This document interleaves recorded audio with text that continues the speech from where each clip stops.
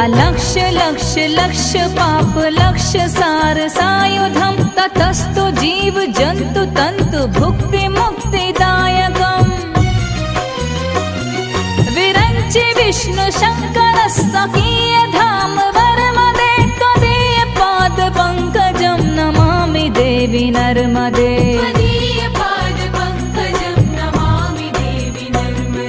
Namami Devi Narmade.